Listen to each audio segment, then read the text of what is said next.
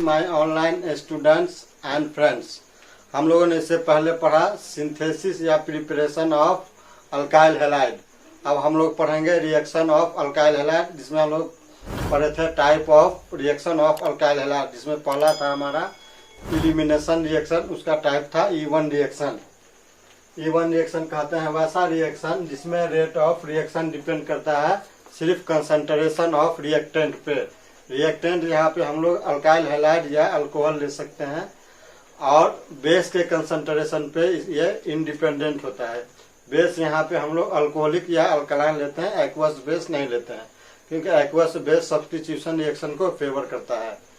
ये रिएक्शन में क्या, इस रिएक्शन में कार्बोकेटाइन की स्टेबिलिटी ऑर्डर को ओबे की जाती है, इसलिए मोर स्टेबल कार्बोकेटाइन यहाँ पे बनेगा, वहाँ पे प्रोडक्ट हमको मेजर बनेगा। यहाँ पे पोलर पोर्टिक सॉल्वेंट लेते हैं। पोलर पोर्टिक सॉल्वेंट उसको बोलते हैं जहाँ जिसमें हाइड्रोजन बॉन्ड होता है, और बहुत सारी बातें इससे रिलेटेड हैं जिसको हम लोग स्टेप बाय स्टेप देखेंगे। आइए इसका पहले हम लोग डिफिनेशन देख लेते हैं। The reaction in which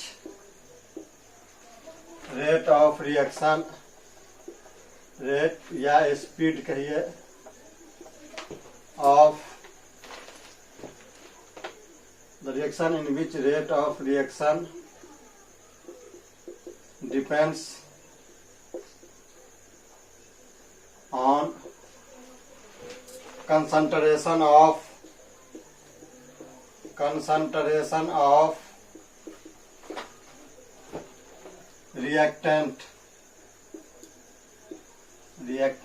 reactant हमारा यहाँ पे RX हो सकता है, ROH, ETC भी हो सकता है, एंड इंडिपेंडेंट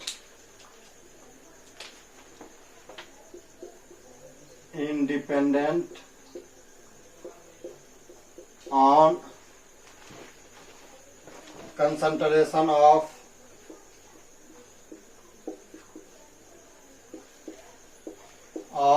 base। बेस हमारा होगा अल्कोहलिक या फिर alkaline, NaOH, KOH, ETC। independent on concentration of base, hence called first order reaction,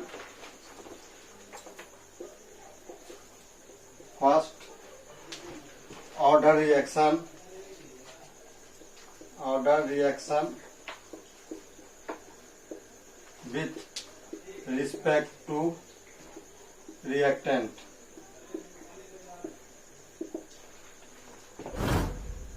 Hence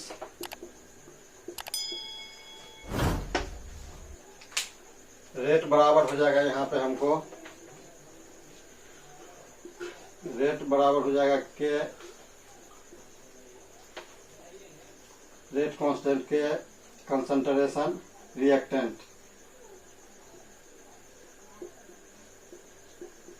में हम क्या लिख सकते हैं, दैट इज अल्काइल हैलाइड या अल्कोहल, ये हो सकता है।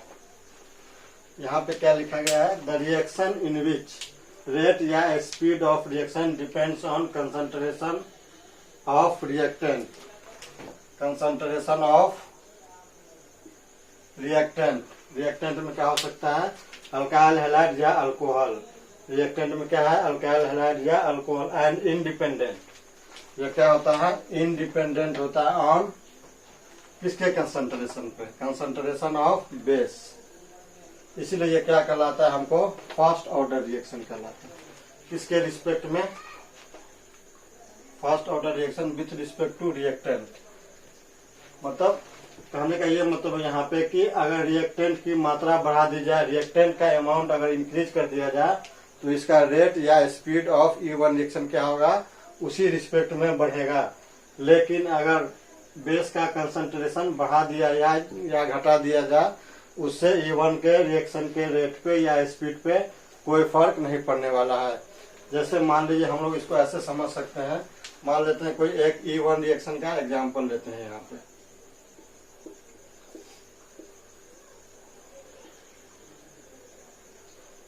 यहाँ पे हम लोगों ने अल्कोहलिक मान लीजिए KOH लिए, तो यहाँ एक प्रोडक्ट हमको बना,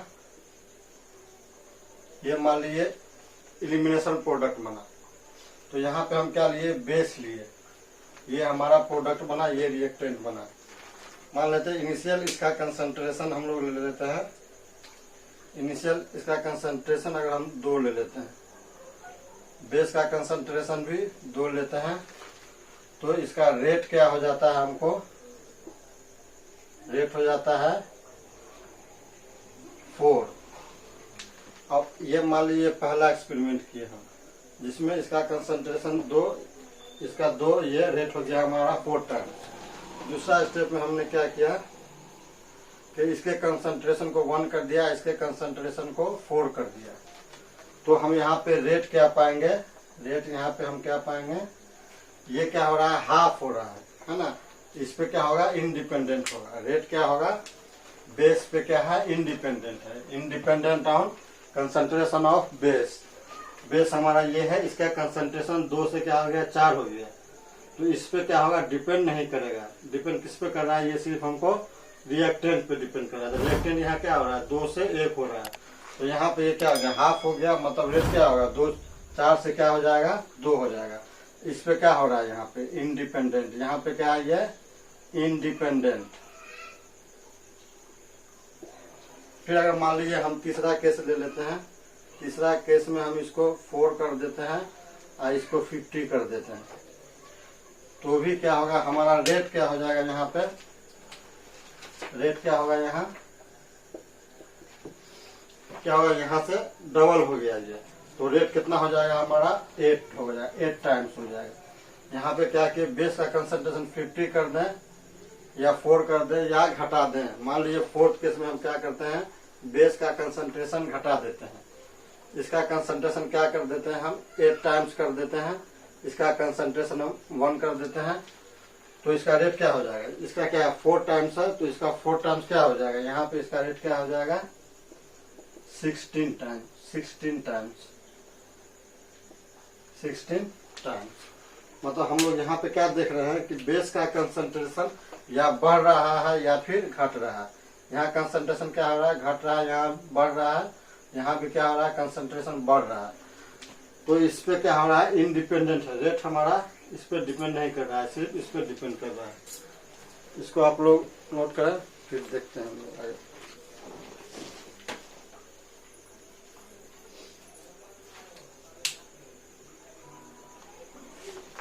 हम लोग जानते हैं कि E1 रिएक्शन क्या है, फर्स्ट ऑर्डर रिएक्शन है। तो फर्स्ट ऑर्डर रिएक्शन है, जिसका यूनिट हम लोग निकालेंगे। तो एक जनरल फॉर्मूला है यूनिट निकालने का, जिसको हम लोग देख लेते हैं। इसके लिए एक फॉर्मूला होता है, litre n-1 mole 1 - n second inverse. nth order का यूनिट निकालने का ये फॉर्मूला है, litre n-1 mole 1 - n second inverse. यहाँ पे वेयर n क्या है, where n = number of order. ये क्या है, n यहाँ पे नंबर ऑफ ऑर्डर, n क्या है यहाँ पे, नंबर ऑफ ऑर्डर है ना। Unit for nth order reaction है litre n-1 mole 1 - n second inverse. यहाँ पे ये जो n है, ये n हमारा क्या है, नंबर ऑफ ऑर्डर। तो ये हमारा 5 पुट करेंगे, n बराबर 1 पुट करेंगे, तो ये हमारा क्या हो जाएगा, लीटर n की जगह पे 1 पुट करेंगे, -1 मोल 1 - n की जगह पे क्या पुट करेंगे, 1, यहाँ हो जाएगा सेकेंड इनवर्स। तो ये क्या हो जाएगा, लीटर 1 - 1 = 0 मोल 1 - 1 0 सेक इनवर्स। हम लोग जानते हैं किसी का भी पावर 0 = 1 होता है, तो ये हो जाएगा 1 × 1 × सेकेंड इनवर्स। फाइनली क्या हो जाएगा, सेकेंड इनवर्स। मतलब हम लोग E1 रिएक्शन का यूनिट क्या बोलेंगे, हम लोग यहाँ पे सेकेंड इनवर्स क्या बोलेंगे, सेकेंड इनवर्स। अगला पॉइंट इसमें है E1 रिएक्शन में क्या होता है, कार्बोकेटाइन की स्टेबिलिटी ऑर्डर को ओबे की जाती है, जिसमें हम लोगों ने अल्काइल हैलाइड के इंट्रोडक्शन में ही पढ़ा था कि बेंजाइलिक, एलाइलिक ये सब क्या होता है, स्टेबिलिटी ऑर्डर है कार्बोकेटाइन की। तो यहाँ पे हम लोग क्या लिखेंगे, यहाँ पे स्टेटमेंट में अगला point, it obey carbocation stability order, carbocation stability order, stability order.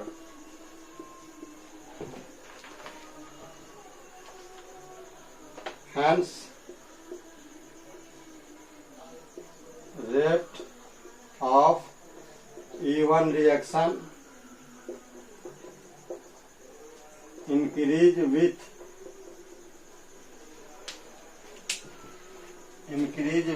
increase stability of carbocation, cation,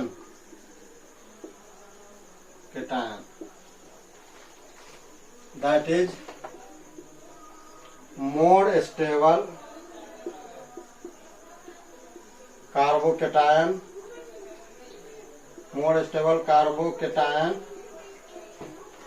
give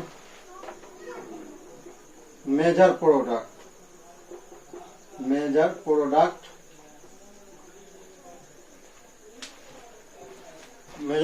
means formed in more percentage.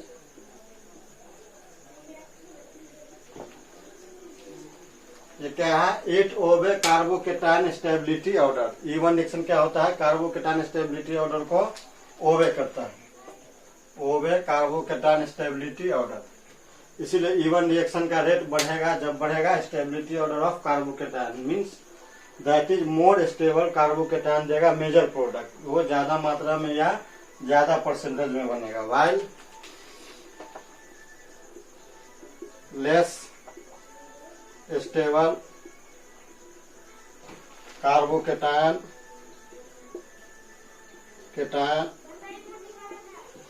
Give minor product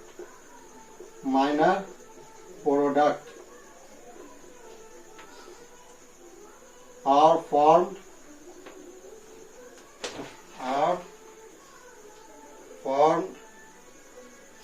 in less percentage। जो ज्यादा स्टेबल कार्बोकेटाइन रहेगा वो क्या बनेगा, major product देगा। More stable carbocation क्या देगा हमको, मेजर प्रोडक्ट देगा, ये मोर परसेंटेज में रहेगा। लेस स्टेबल कार्बोकेटाइन हमको देगा माइनर प्रोडक्ट, और ये लेस परसेंटेज में बनेगा। जैसे हम लोग एक एग्जांपल देख लेते हैं, मैकेनिज्म अभी हम लोग नहीं देखेंगे, मैकेनिज्म बाद में देखेंगे, पहले हम लोग थ्योरेटिकली ही समझते हुए आगे बढ़ते हैं। इसका मैकेनिज्म भी होता है, हम लोग मैकेनिज्म में रीअरेंजमेंट वगैरह भी देखेंगे आगे। इसको जैसे यहाँ पर हम लोग इसका एग्जाम्पल समझ लेते हैं। जैसे एक एग्जाम्पल लेते हैं,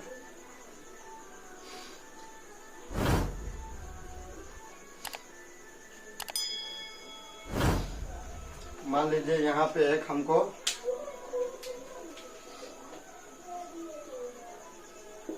ये हमारा रिएक्टेंट है,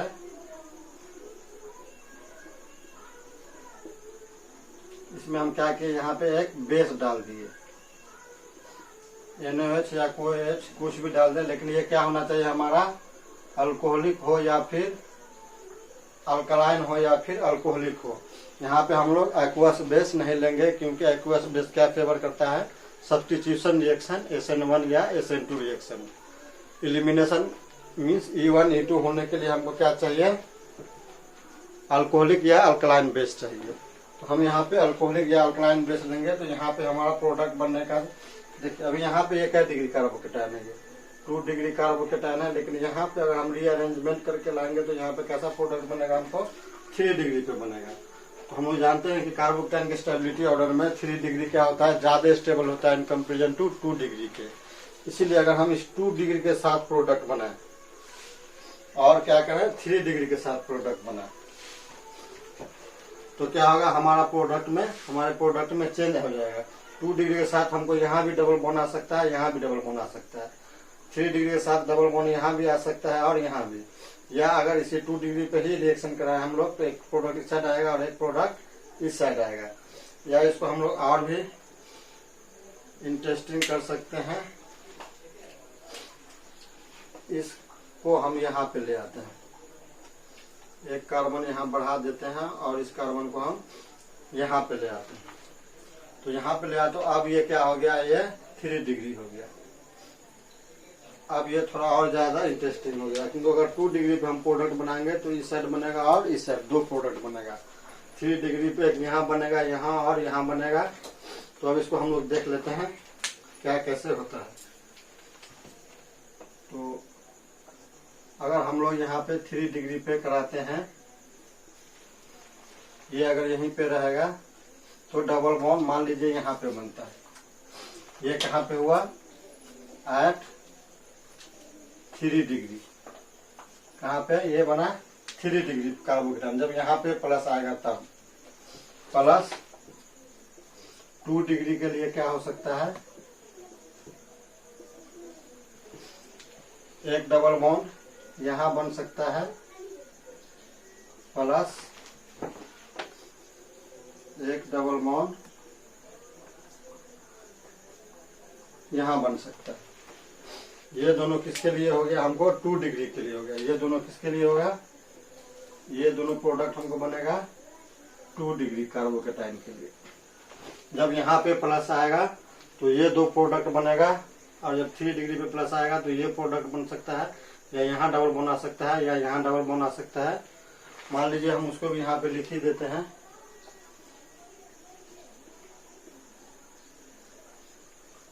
ये प्रोडक्ट भी बन सकता है 3 डिग्री के साथ। एक और यहाँ पे लिख ही लेते हैं,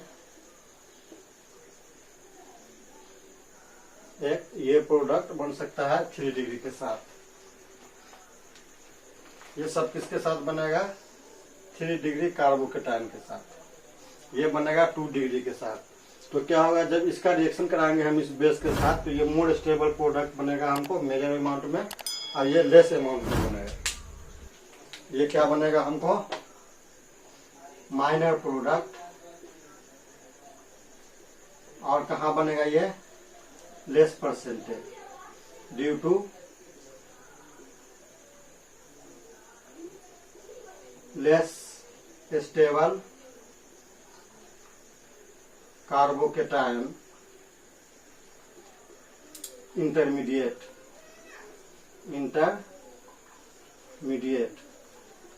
क्या डिग्री, 2 डिग्री। ये दोनों क्या बनेगा, कम बनेगा, क्योंकि 2 डिग्री कार्बोकेटाइन से स्टेबल है। ये क्या बनेगा, जस्ट इसका उल्टा हो जाएगा। ये क्या हो जाएगा, हमारा मेजर प्रोडक्ट हो जाएगा। ये मेजर प्रोडक्ट क्यों होगा मेजर प्रोडक्ट, क्योंकि यहाँ पे मोर स्टेबल 3 डिग्री कार्बोकेटाइन बन रहा है।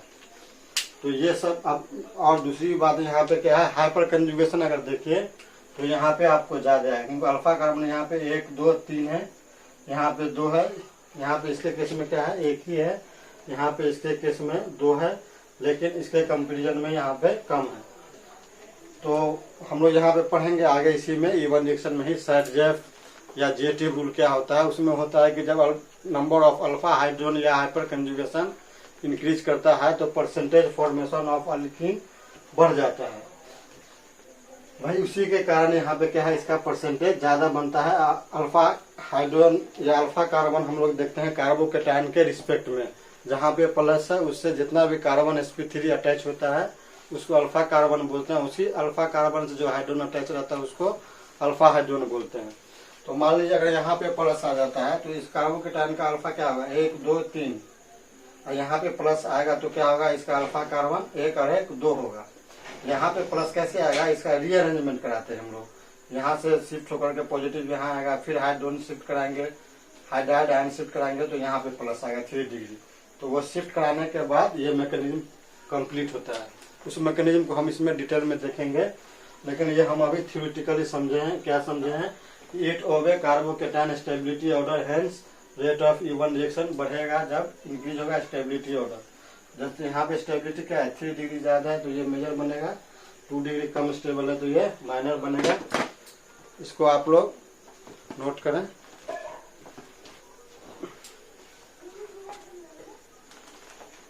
E1 रिएक्शन में क्या होता है, ये पोलर प्रोटिक सॉल्वेंट के द्वारा इसका रेट ऑफ रिएक्शन बढ़ता है। तो इसके थ्योरी को हम लोग देख लेते हैं।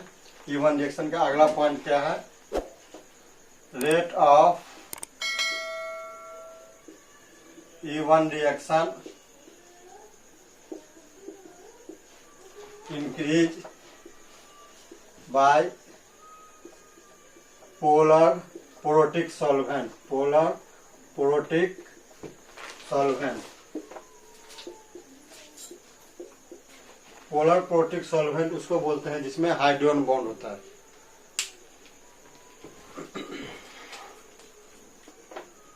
Solvent in which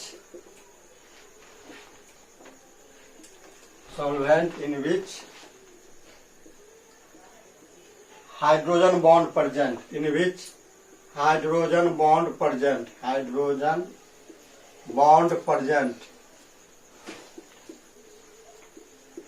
hydrogen bond present होने के लिए क्या होना चाहिए, उस कंपाउंड में कम से कम H single bond N, H single bond O and H single bond F। इस तीन में से कोई एक चीज हो सकता है। तो हाइड्रोजन बॉन्ड के लिए क्या होना चाहिए, ये मस्ट है हमको कि H single bond N, H single bond O, H single bond F। इस तीन में से कोई एक होना चाहिए। ये मतलब क्लोरीन के साथ भी हो सकता है, जैसे क्लोरल में सल्फर के साथ भी होता है, पाई बॉन्ड के साथ भी होता है, सेलेनियम के साथ भी होता है। ये हायर क्लास में ये पढ़ा जाता है। लेकिन हम लोग 12th और कंपटीशन लेवल पे, इंजीनियरिंग मेडिकल के लेवल पे इतना हमारे लिए काफ़ी है कि हाइड्रोजन बॉन्ड के लिए क्या चाहिए हमको, इस तीन में से ही कोई एक चाहिए, HN, HO, HF चाहिए। यहाँ क्या लिखता है कि rate of E1 reaction increase by polar protic solvent. Polar protic solvent किसको बोलते हैं, solvent in which hydrogen bond present means HN, HO, HF present हो। जैसे अगर हम लोग इसका एग्जाम्पल देखें, एग्जाम्पल अगर यहाँ देख लेते हैं हम लोग, OH मीन्स H2O है, ये पोलर प्रोटिक सॉल्वेंट है। NH3 ये पोलर प्रोटिक सॉल्वेंट है। ये अल्कोहल, ये भी पोलर प्रोटिक सॉल्वेंट है। ये एसिड, ये भी पोलर प्रोटिक सॉल्वेंट है, क्योंकि यहाँ पे हाइड्रोजन बॉन्ड है OH के कारण। यहाँ OH है, ये सिंगल बॉन्ड, यहाँ NH है सिंगल बॉन्ड, यहाँ OH है सिंगल बॉन्ड। या फिर यहाँ पे हम लोग HF ले सकते हैं, या यहाँ पे हम लोग CH3NH2 ले सकते हैं, यहाँ पे NH है ETC। ये सब हमारा क्या हो जाएगा, पोलर प्रोटिक सॉल्वेंट। तो ये रहेगा मीडियम में, तो क्या होगा, हमारा रेट ऑफ E1 रिएक्शन बढ़ेगा। लेकिन यहीं पे लिखता है but polar aprotic solvent. Aprotic solvent, aprotic solvent किसको बोलेंगे, जिसमें हाइड्रोजन बॉन्ड नहीं हो। यहाँ पे हाइड्रोजन बॉन्ड प्रेजेंट था तो यहाँ पे क्या होना चाहिए, हाइड्रोजन बॉन्ड यहाँ पे एब्सेंट होगा। पोलर एप्रोटिक सॉल्वेंट के केस में यहाँ क्या होगा, सॉल्वेंट इन विच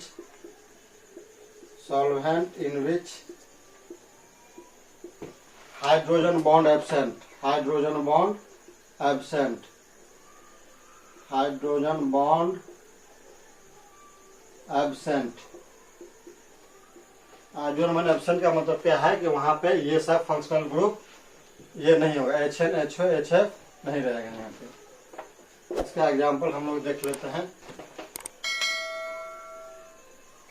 इसे मान लेते हैं ये ईथर हो गया, एल्डिहाइड हो गया, कीटोन हो गया।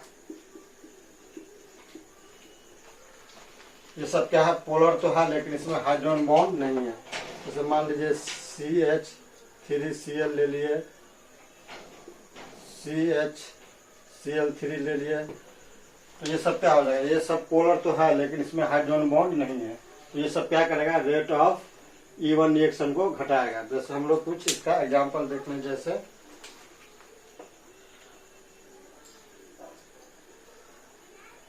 मान लीजिए ये हमको रिएक्टेंट लिए, यहाँ पे हम बेस ले लिए NaOH, मीडियम हमारा क्या होगा, अल्कोहलिक होगा या फिर अल्कलाइन होगा। यहाँ पे हम सॉल्वेंट क्या ले लिए, यहाँ पे मान लीजिए H2O ले लेते हैं। तो ये रिएक्शन क्या होगा, अकर्स एंड मोर परसेंटेज।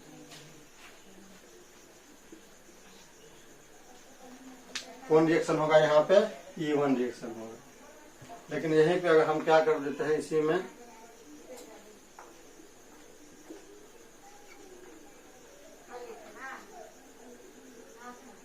अगर हम बेस ले लेते हैं NaOH ही ले लेते हैं और ये मीडियम क्या हो, अल्कोहलिक ही हो, और यहाँ पे हम लोग क्या किए, सॉल्वेंट में क्या डाल दिए, इसमें से कोई डाल देते हैं, मान लीजिए हम एल्डिहाइड डाल देते हैं।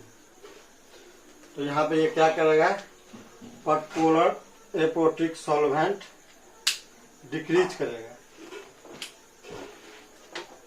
करेगा या फिर नॉट अकर्स, या फिर इस रिएक्शन को नहीं होने देगा। तो ये रिएक्शन हमको क्या हो सकता है, नहीं होगा, या फिर अगर प्रोडक्ट बना भी तो क्या होगा, ट्रेस अमाउंट में बनेगा, बहुत कम बनेगा, नहीं के बराबर। तो हम लोगों ने यहाँ क्या देखा कि रेट ऑफ E1 रिएक्शन क्या होता है, इंक्रीज करता है किससे, पोलर प्रोटिक सॉल्वेंट से, और ये डिक्रीज करता है किससे, पोलर एप्रोटिक सॉल्वेंट से। तो यहाँ पोलर प्रोटिक सॉल्वेंट हमारा क्या था, वाटर था। तो ये रिएक्शन क्या हुआ होगा, और क्या होगा, ज्यादा अमाउंट में होगा, लेकिन यहाँ पे सॉल्वेंट हमारा क्या है, एप्रोटिक है। तो ये रिएक्शन याद नहीं होगा भी तो बहुत थोड़ा अमाउंट में बनेगा। इसको आप लोग प्लीज नोट कर लें, सब्सक्राइब करें, शेयर करें और कंटिन्यू रहें। जो इससे प्रॉब्लम टच होगा उसको हम लोग आगे देखेंगे, और आपको जहाँ से भी जो प्रॉब्लम पूछना हो, जो टॉपिक हम पढ़ाते हैं उसको आप बना सकते हैं किसी भी बुक से। जहाँ जो प्रॉब्लम हो आप हमसे कमेंट के थ्रू पूछ सकते हैं। Thank you.